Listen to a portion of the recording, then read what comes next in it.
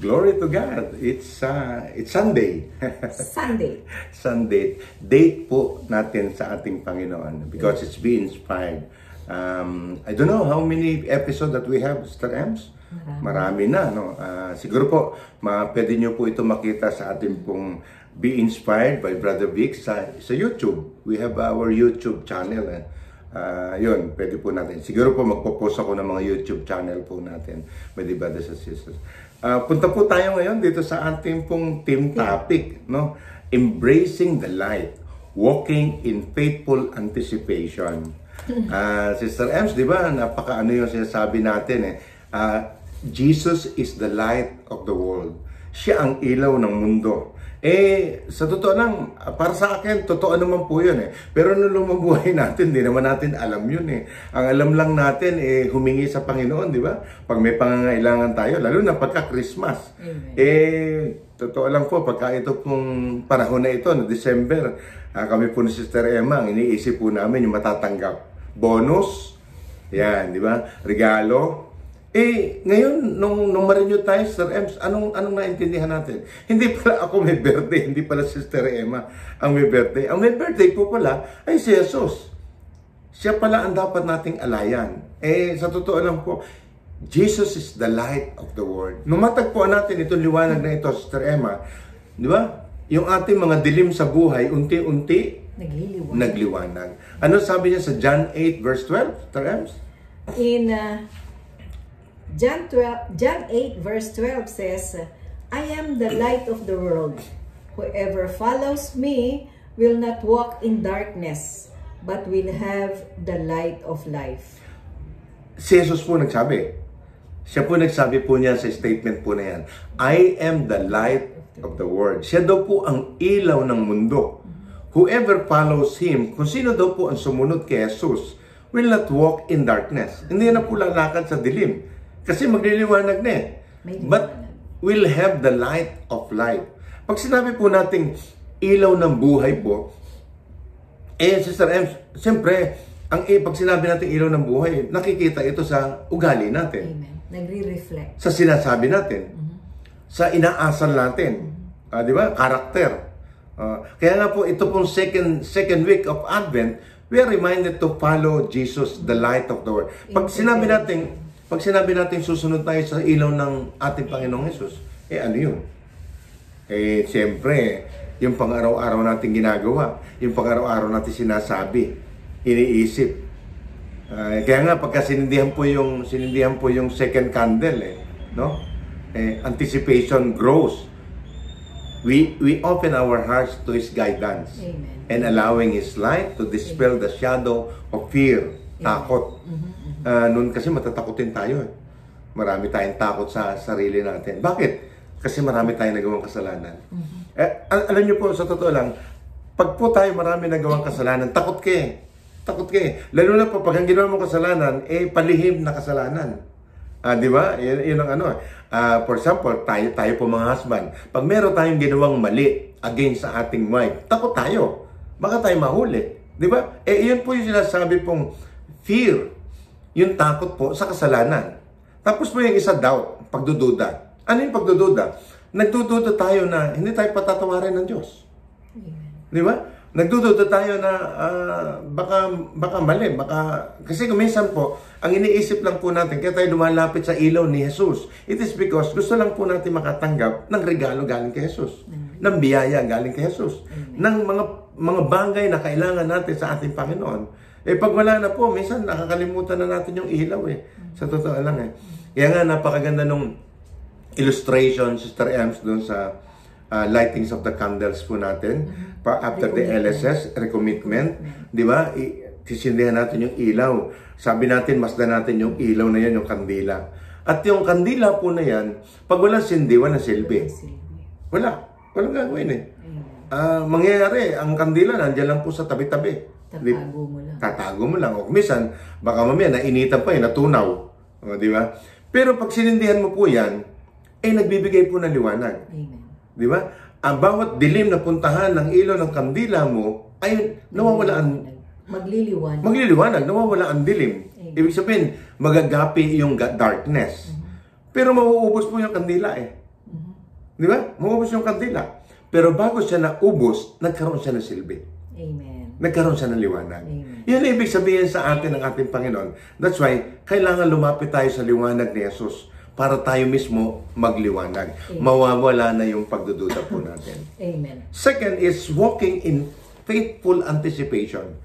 Lalakad po tayo, mabubuhay po tayo na mayroong expectation, na faithful anticipation, na naniniwala tayo na hindi tayo bibiguin ng ating Panginoon. Amen. Anong sabi niya sa Psalm 119 verse 105? In Psalm 119 verse 105 says, Your word is a lamp unto my feet and a light to my path.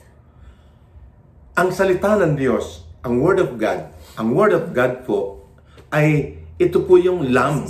Lamp, ilaw po yun di ba? Doon sa ating paglakad. Sabi kasi, walking in faithful anticipation Ito yung magiging ilaw po natin, guide po natin sa ating pamumuhay, sa lakad ng ating buhay, sa ating journey. And the light to my path, to our path. Ano ba daan natin? Saan pa tayo? Di ba? Meron tayong patutunguhan sa totoo lang Di ba? Pero ang ilaw po natin na gagamitin ang ating Panginoong Jesucristo. Amen. Amen. Faithful anticipation means trusting our God, our Lord, Jesus Christ. Yung promises po niya, even when we cannot see the full picture, yung paniniwala natin. God's words is our lamp, guiding our step as we prepare to celebrate Christ's birth, await His return in His glory. But brothers and sisters, every Christmas po, ito pong Advent season, lagi po nating ina-anticipate yung kanya pong pagdating po niya. At siya po ang sineselebrate po natin. So walk in faithful anticipation. Yun yung isang parang kumbaga sa bili niya sa atin. Anak, lumakad ka, mabuhay ka nang mayroong pananampalataya na mayroong kang hinihintay. Sino hinihintay po natin? Ang ating Panginoong Jesucristo. Amen. Shine as light in the world. Magliwanag po tayo. Yung ilaw po natin. Magliwanag ng gusto sa mundo. Ibig sabihin, yung ilaw na dinanggap natin kay Kristo, tayo ng ilaw. Ikaw ng ilaw. Ibahagi. Ibabahagi natin. Ano sabi sa Matthew 5 verse 14? In Matthew chapter 5 verse 14 says, You are the light of the world. A city sit on a hill cannot be hidden. Ang ilaw po, hindi po nilalagay sa ilalim ng lamesa. Di ba? Nilalagay po yan sa ibabaw para magliwanag ng gusto. Para tayo po, sa buhay po natin, kailangan magliwanag tayo sa lahat ng bahagi. Sa ating pamilya, sa iyong asawa, sa iyong husband, sa iyong wife, sa iyong mga anak, sa iyong mga magulang, sa iyong kapitbahay, sa iyong mga ka-community, sa lahat ng makakatagpo mo, kailangan makita sa atin ang liwanag ng buhay, ang liwanag ng ating Panginoon. And as we embrace Christ's light, we are called to reflect. Tayo po, nagre-reflect po tayo ng love ng ating Panginoon, ng truth, ng daily lives po natin. Amen. Ano yung ibig sabihin ng Sister Ems, yung bang ikaw na ngayon na magiging Jesus. Meron ko na doon yung larawan ni Jesus na walang kamay. Yung walang kamay. Bakit daw? Bakit daw walang kamay? Kasi yung kamay niya, ikaw ang magiging kamay. Ang sabi ng ating Panginoon. Ikaw ang magiging kamay. Our act of kindness and generosity and forgiveness become beacons of hope, inspiring others to walk. Para bang ang iba nagagaya sa atin. Amen. Matutulad sa atin kasi tayo mismo nagiging modelo. So, kung tayo po na modelo ay mali ang ating ginagawa, paano kaya? So, mali din yung magiging tagasunod po natin. Yun ang isang pinakaano po nun. That's why, ang sabi ng ating Panginoon, you are the light of the world. No? Ikaw ang ilaw ng mundo. So, magsashine ka ng gusto. No? Hindi mo ito itatago. Ipagmamalaki mo pa ito at isasabuhay mo. Amen. Next is anticipating with joy and confidence. Pag naghihintay ka, kailangan daw masaya ka. Amen. Kailangan meron kang, ang tawag dito, yung bang nakikita sa iyo na meron kang hinihintay talaga. Pero ang hinihintay mo kasi masaya si Jesus Amen. Di ba? Because Advent invites us to live behind the destruction and darkness of the world and prepare ourselves spiritually for the Lord's coming. Ano sabi niya sa Romans 13 verse 12? In Romans chapter 13 verse 12 says, "The night is far gone, the day is at hand. So then, let us cast off the works of darkness and put on unto the armor of light." Ang gabi po lilipas, di po ba? Tapos darating po yung panibagong bukas, panibagong umaga, di po ba? So yun yung sinasabi po sa Romans the day is at our hand.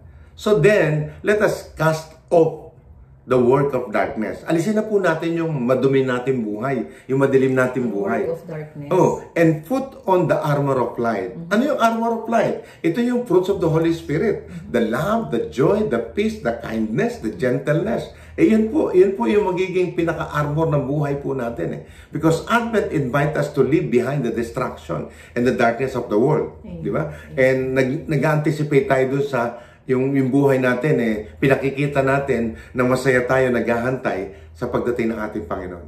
Amen. It is a time to rejoice and knowing that Christ's light is near and His love will transform our lives. Ito mas maganda, Sister Ems, yung pag-ibig ng Diyos ay magkakaroon transformation ng buhay po natin. Totoo naman yun Totoo lang, hindi naman po overnight. Walang nagbago ng bukas tapos na. Hindi po. After the LSS tapos na. Yes, LSS is masarap, maganda, napakabuti. Totoo lang, maraming natutuwa. Last week, di ba? Last week tayo nagkaroon ng New Life in Jesus Seminar. Ang dami pong tuwan-tuwa, ang dami po na sabi ng isa, sabi niya, kung alam ko lang sana noon pa. Oh my God, di ba? So, parang yung kilala ko nun. Di ba? Ang tagal-tagal na anyayahan. After 1 year, doon na sa sumunod sa ating Panginoon. Sino yun? Ito po yun. Praise God. Okay, so, ano maibibili natin, Sister Ems? Doon sa sinasabing embracing the light. Walking in faithful anticipation. Nung last week, Brother Vic, may kausap akong isang pare. Okay. Tapos, pinagnilay-nilayan ko yung sinabi niya sa akin. Sabi niya, you light more candles. Sabi ko, ano kaya ibig sabihin ni Father yon? Hindi ko alam na second week is ano na? Oo, second week is the lighting of the second candle. Ngayon ko na pagtanto na as a receiver of God's light, that we can share it to others. Kaya sabi ni Padre, Emma, you light more candles. Hindi ko alam kung bakit niya sinabi sa akin yon. Nagpapasalamat ako sa Diyos. At least kahit papano, si Padre siguro may nakikita siya sa aking isang kandila na may ilaw. Kaya sabi niya sa akin, dagdagan mo. You light more candles. Bali halo po yon. Isang kalungkutan at isang kasayahan. Kalungkutan in the sense na, Lord, isa pa lang pala yung ilaw na naipabahagi ko. And consolation coming from our dear friend priest na sabi niya, you light more candles. So ibig sabihin, dapat marami pa ako na ma-share ng mga ilaw sa panahong ito ng Adviento. Mga brothers and sisters, sa akin naman, magkasama kami nung aming anak na bunso last Thursday. Last Thursday. Sama kami sa sakyan. May kinikwento ako sa kanya yung mga outreaches, yung mga yung apostolate. Ang sabi niya po sa akin handa pa rin ba pa? Sabi niya, sige lang, handa mo pa ng gusto. Marami pang maliliwanagan. Marami pang maliliwanagan ng mga tao. So, ngayon ko napag-anuhan yung ating embracing the light, liwanag. So, ikaw, my brothers and sisters, minsan akala po natin wala tayong liwanag. No, parang Sister Emma, di ba? Yung sabi ng pare sa kanya, you light more candles. We have all lights, but we need to light more more so that it will shine. Para ang kapitbahay mo, parang kapatid mo, ang kapamilya mo, mga anak mo, magulang mo, lahat, kaopisina mo, ay makakita po ng liwanag na nagmumula sa iyo. Amen. Galing kay Kristo. Amen. Amen. Let us pray. The name of the Father, the Son, the Holy Spirit. Amen. Lord Jesus Christ, you are light of the world. Yes, Lord. Of course, Lord God, illuminate our heart Yes. and guide us our steps, O Lord. As we walk in faithful anticipation of your coming, of your birthday, O Lord God. May we shine your light in all we do, in all bringing hope and peace to the world, to others, to our parents, to our brothers and sisters, to our wife, to our husband, saan pa, sa opisina, no? Lord, let us embrace the light and prepare the way of the Lord with joy, hope, and faith. This we ask in the mighty of our Son Jesus, the power of the Holy Spirit, one God, forever and ever. Amen. Amen. The name of the Father, the Son, and the Holy Spirit. Amen and amen.